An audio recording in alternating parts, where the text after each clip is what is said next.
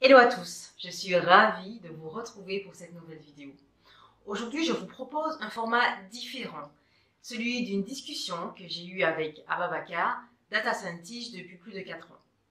Il a travaillé dans différentes entreprises prestigieuses et il a eu la générosité de partager avec nous sa vision du métier et ses conseils pour débuter dans la data et se démarquer.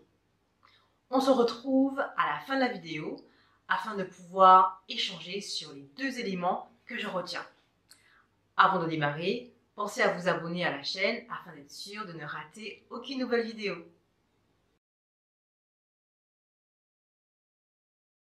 Bonsoir Ababacar, je suis ravie que tu sois avec moi ce soir pour cet échange au sujet de ton parcours dans la data et dans la data science.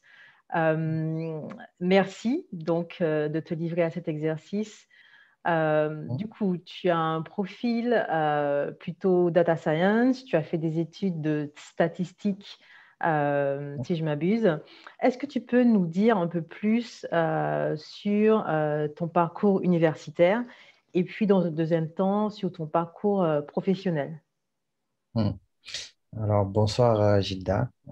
C'est un plaisir de participer à cette interview et je te remercie aussi pour l'occasion que tu me donnes de partager mon expérience. Comme tu as pu le dire, moi je suis à la base un ingénieur statisticien. Donc, après le bac, j'ai directement fait une école de statistique. Je suis d'origine sénégalaise. Donc, au Sénégal, on a une école de statistique accessible dès le bac. Donc, après le bac, j'ai fait un concours pour intégrer cette école. C'est une école sous-régionale. Et j'ai fait des études de statistique pendant 4 ans pour avoir un diplôme de statisticien. Et puis, après cela, à travers un partenariat avec une école de statistique qui est basée à Rennes, j'ai intégré cette école pour poursuivre mon cursus en faisant 2 ans de plus et en me spécialisant en marketing quantitatif. Donc, en data science appliquée au marketing quantitatif, pour être plus précis. Ok, Du coup, voilà un peu le parcours que j'ai depuis le bac. Donc, c'est un métier que j'ai découvert quand j'étais en terminale. Je ne savais pas qu'il y avait un d'accord. métier de statisticien. Il y a les dirigeants de notre école qui étaient venus nous présenter l'école et c'était l'occasion pour moi de poursuivre dans cette branche parce que il y avait des maths et j'aimais bien les maths. D'accord. Ouais. Donc voilà, donc ça c'est pour le parcours. Je peux enchaîner directement sur euh, l'expérience professionnelle, c'est ça? Oui, vas-y. Du coup, après la formation, j'ai intégré un cabinet d'audit qui s'appelle EY, Ernst Young. Donc, dans ce cabinet, j'étais consultant en data. Donc, je faisais plus ou moins des tâches de data science ou data analyst. Donc, ça dépendait des missions. Et du coup, j'ai fait 1 an, 8 mois dans ce cabinet.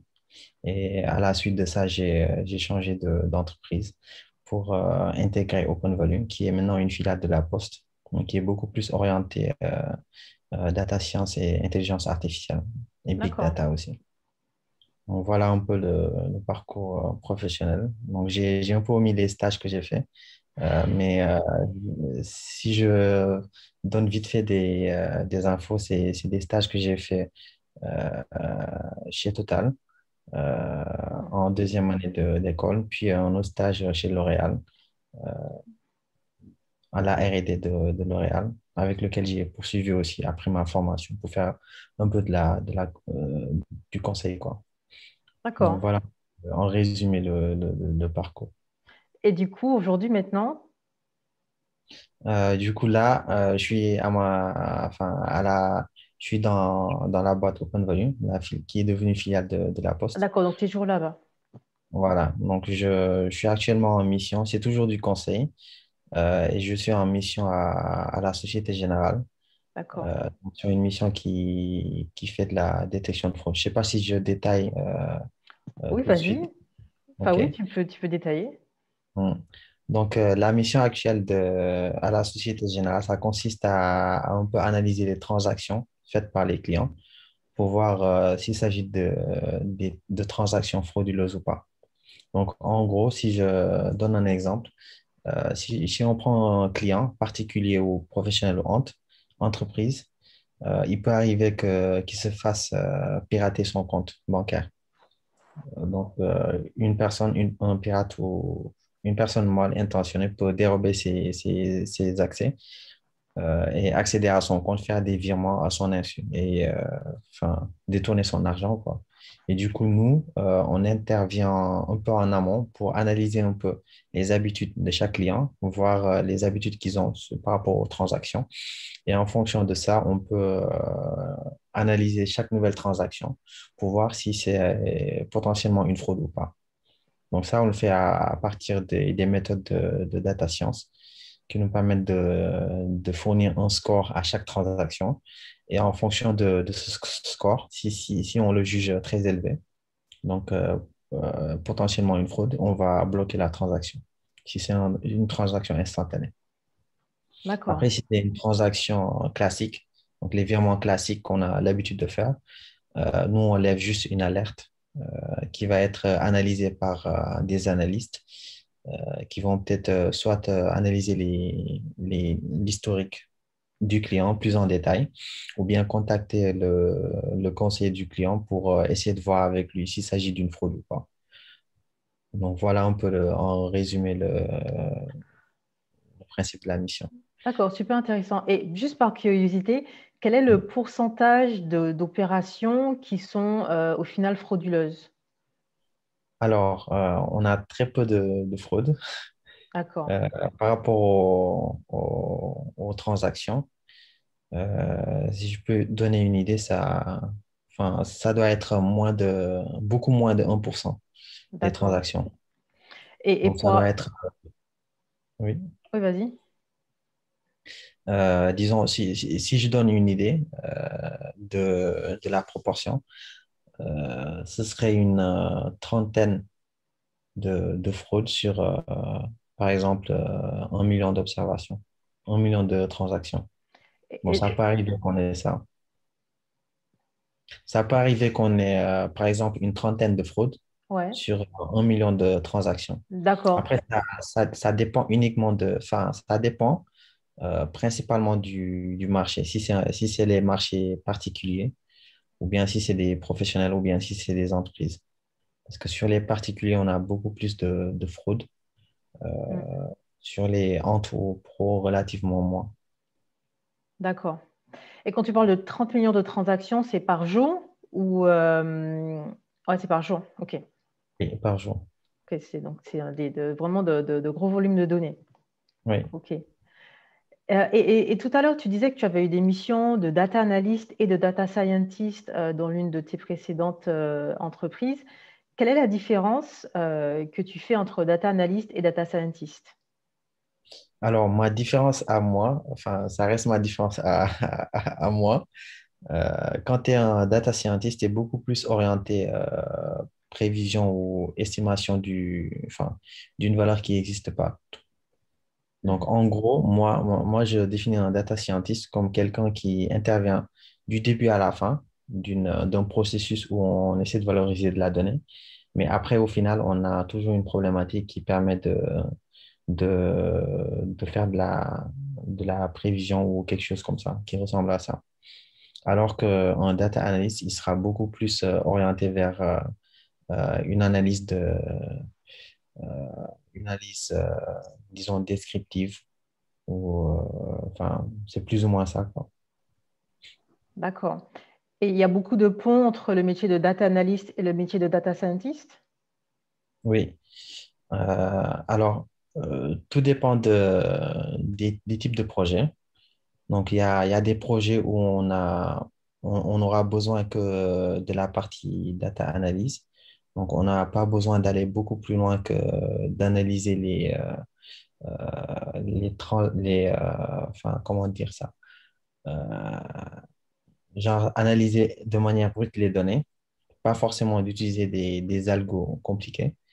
On veut juste voir des tendances, faire visualiser les données, les chiffres Et donc ça donne une idée sur ce qu'on veut faire. Par exemple, si on veut prendre des décisions dans le futur, juste en visualisant les données ou bien en étudiant quelques relations entre les données, des relations simples, ça peut nous donner une idée.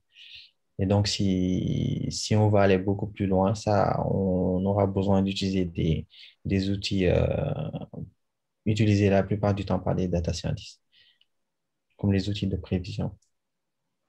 D'accord. Mais du coup, toi, tu faisais les deux. Du coup, j'imagine qu'il y a aussi pas mal il y a pas mal de professionnels qui font aussi un peu des deux, n'est-ce pas? Oui. Alors, les gens qui font du conseil, dans la plupart du temps, ils font beaucoup plus les deux. Donc, dans le conseil en Île-de-France, il y a beaucoup d'entreprises qui recrutent dans la data, mais en réalité, c'est des postes où tu as été amené à faire les deux en même temps. Ou bien beaucoup plus de la data analyst enfin, tu as beaucoup plus une posture de data analyst que de data scientist. D'accord.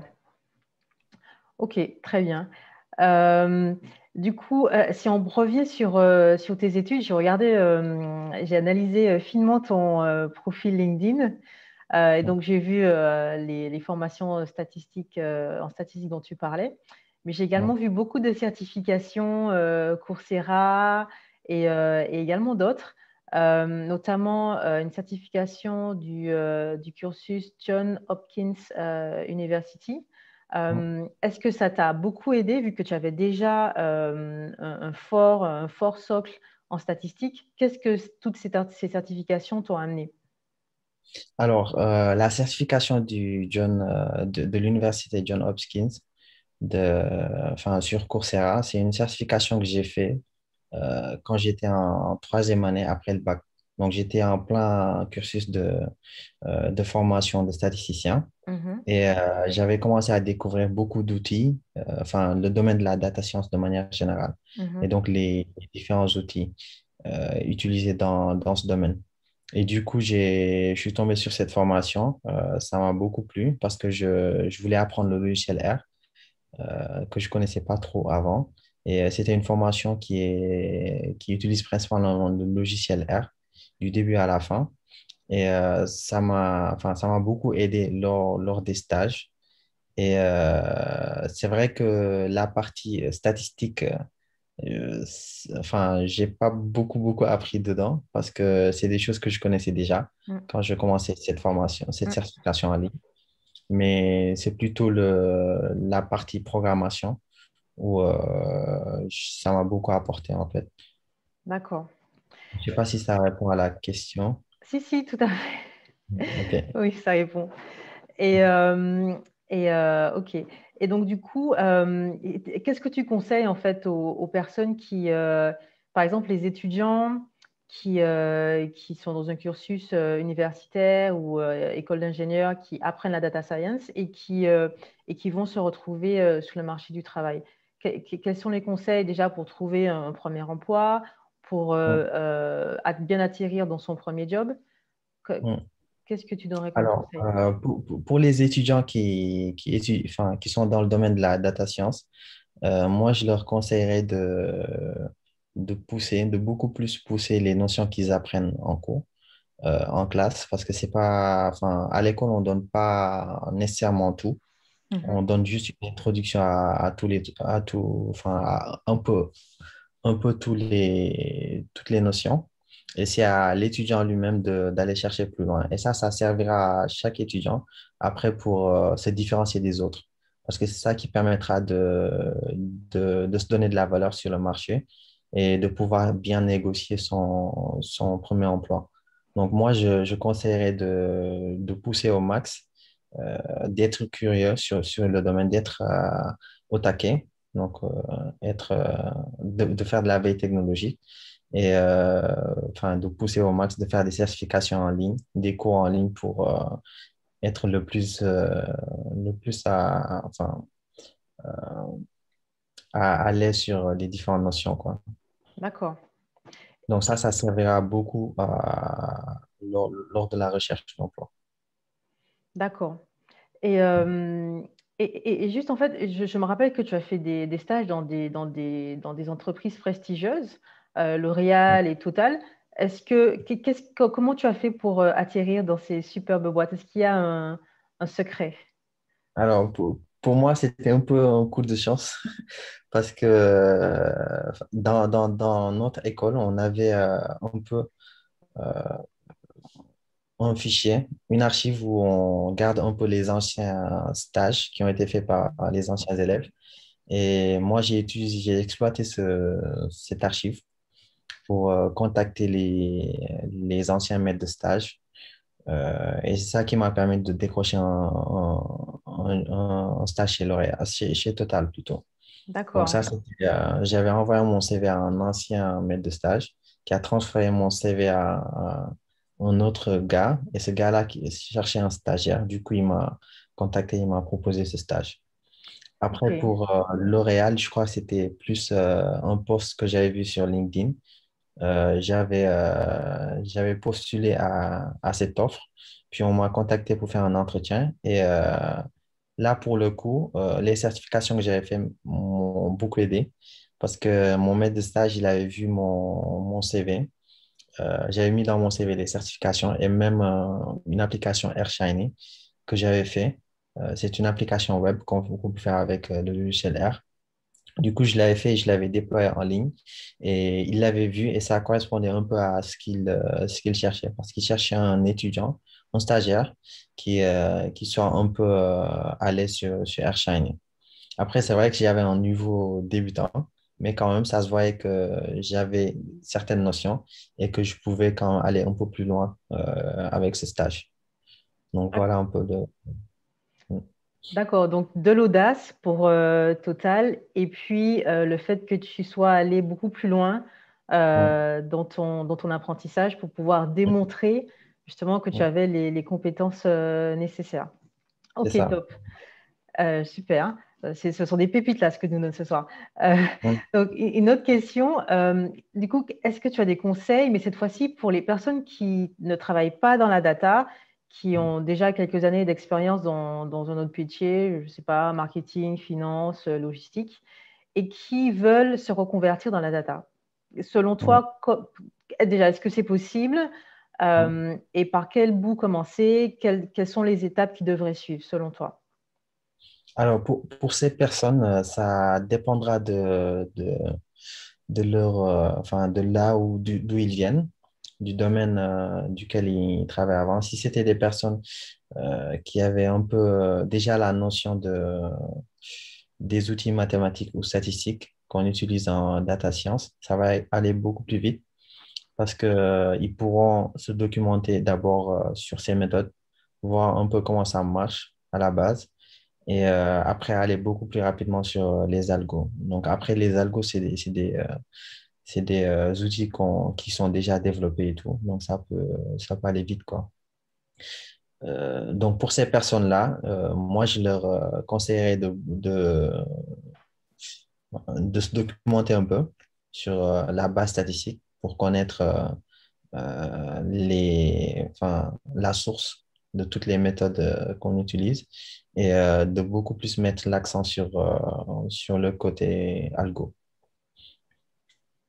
Après ça, ça peut se faire aussi en intégrant des instituts de formation ou bien en faisant des cours en ligne aussi. Mais il ne faut surtout pas négliger l'aspect théorique, quoi.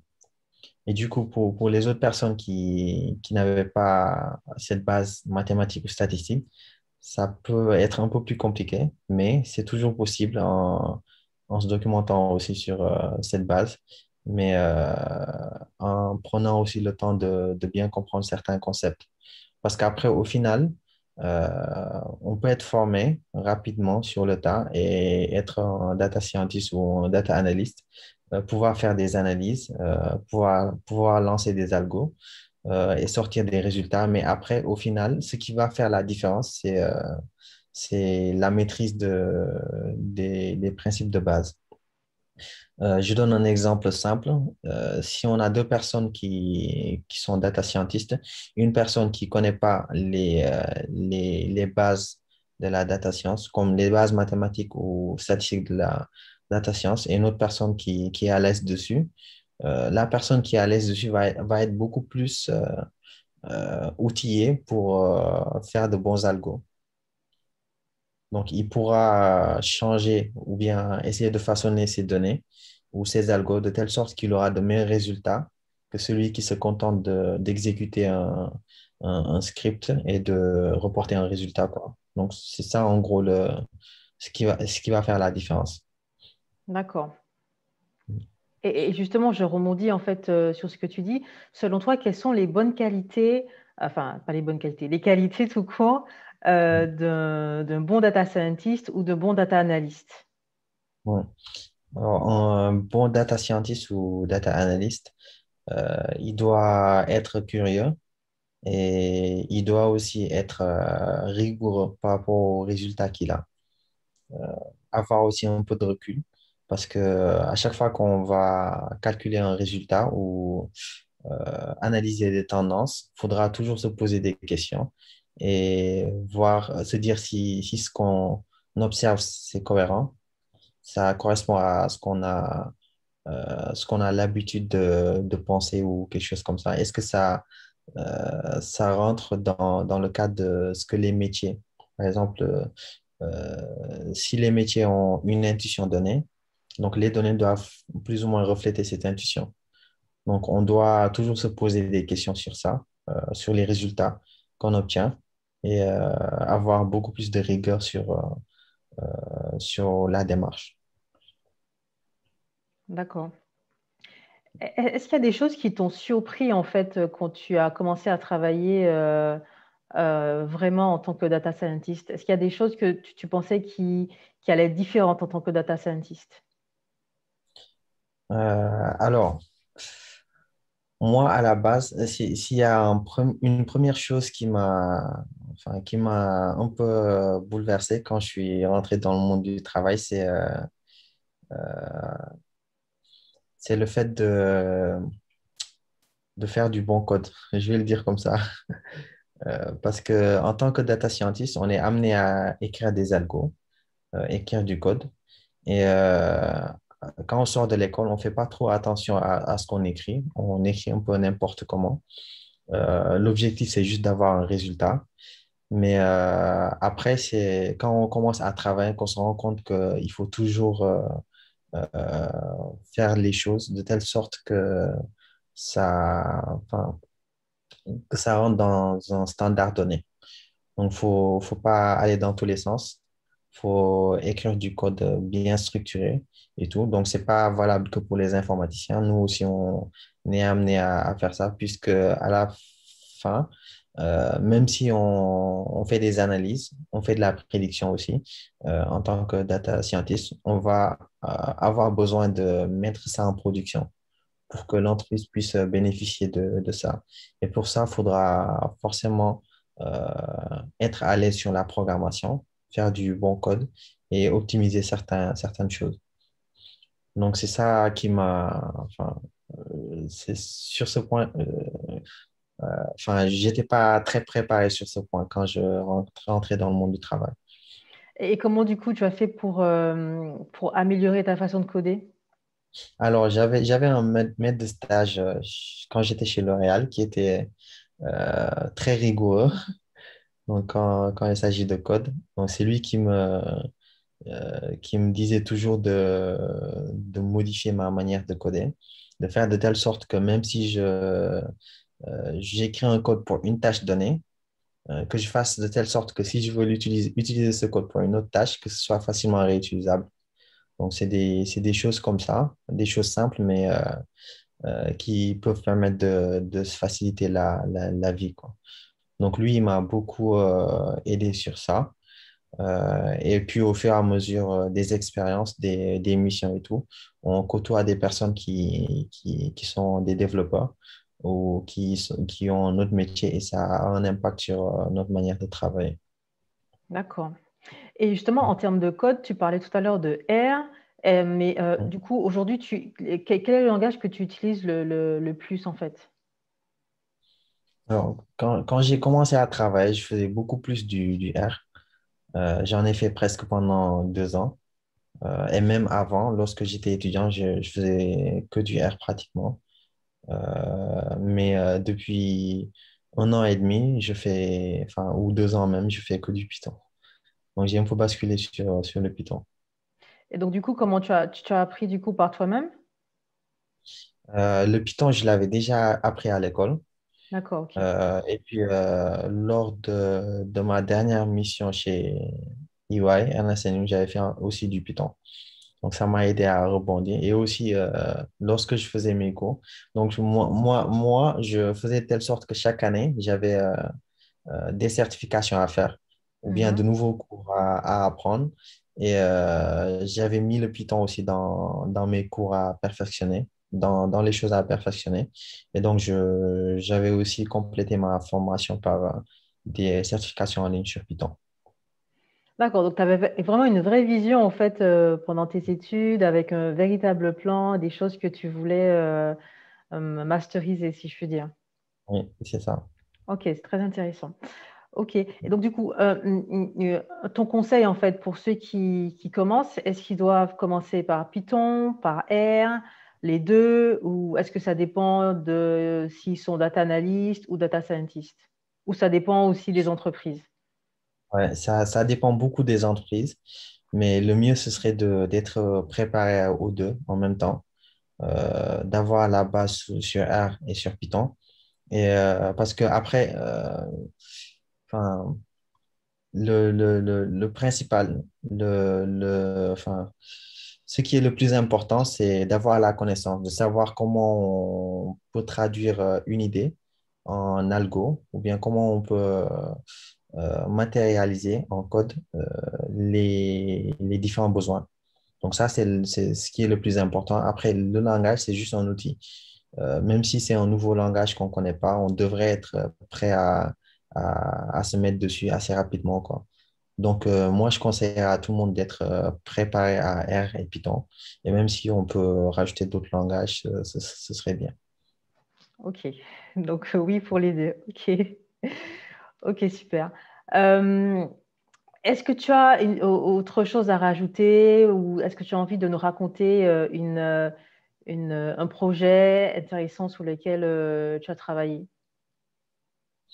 Alors, pour moi, le projet le plus intéressant sur lequel j'ai travaillé, c'est le projet actuel dont j'avais expliqué un peu le but tout à l'heure pour Mhm, la détection de fraude. Après, il y avait un autre projet sur lequel, un autre projet que j'avais bien apprécié, c'était un projet chez L'Oréal où il fallait proposer un outil qui permette aux chimistes de savoir comment composer leur colorant pour faire des produits cosmétiques. Donc, pour faire simple, on avait des chimistes qui voulaient faire des colorants donc pour les cheveux. Et du coup, il fallait voir quelle proportion de chaque composant ajouter au mélange pour avoir une couleur donnée. mhm. Je sais pas si c'est clair. Donc, on a, on a des ingrédients et pour chaque Ouais. ingrédient, on veut savoir quelle proportion mettre dans un mélange pour avoir au final un produit cosmétique qui teint nos cheveux pour une couleur donnée. D'accord, ok. Donc là, ça c'était un truc qui était, enfin, c'était pour les chimistes. Moi, à la base, je ne suis pas chimiste, mais j'ai vu rapidement, on m'a passé rapidement un modèle physique qui permet de matérialiser cette relation entre les composants, les ingrédients et la couleur finale. Et donc, moi, je me suis basé sur ça. Et puis, les chimistes avaient fait aussi des expériences, des plans d'expérience. Et puis, on s'est basé sur ça pour faire de l'extrapolation et voir si on varie la proportion de chaque ingrédient, quelle couleur au final ça va donner. Et donc, ça, c'était un truc intéressant qui nous a permis de proposer après un outil, une interface web où le chimiste pouvait aller cliquer sur une couleur et au final, on lui donne la proportion pour chaque ingrédient à utiliser. Donc ça, c'était un truc concret. Ah, Donc c'est génial. des choses comme ça où ça peut paraître simple, mais après, c'est intéressant quand on voit que c'est quelque chose qui sert. et qui est utile, quoi. Ouais, super. Mais du coup, je rebondis sur ce que tu dis. À quel point c'est important pour le data scientist ou le data analyst de comprendre le métier ou le business de l'entreprise dans laquelle il travaille? Mm. Alors, bon, tout le monde dira que c'est la base, et c'est vrai, c'est essentiel pour un data scientist, parce que quels que soient les algos qu'on connaît et qu'on va mettre en œuvre, l'objectif, ce sera toujours de répondre à un besoin. Et du coup, si on ne comprend pas ce besoin, on peut mal manipuler les chiffres ou bien les données, de telle sorte qu'on aura au final un résultat erroné ou bien qui ne correspond pas à la demande. Donc, il faut toujours se rapprocher des métiers, faire la demande, bien comprendre le besoin et voir comment on peut répondre au mieux à ce besoin, et même peut-être dépasser les attentes du métier avant de commencer à se jeter sur les données pour faire une quelconque analyse. Ok, ok, top. Euh, Est-ce que tu veux donner un mot de la fin? Est-ce que tu as une dernière chose à rajouter?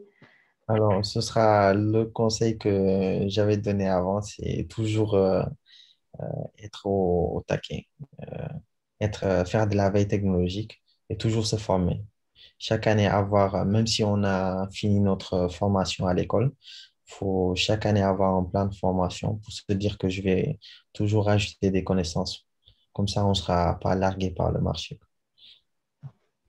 Ok, super. Ben, écoute, merci beaucoup, Ababacar.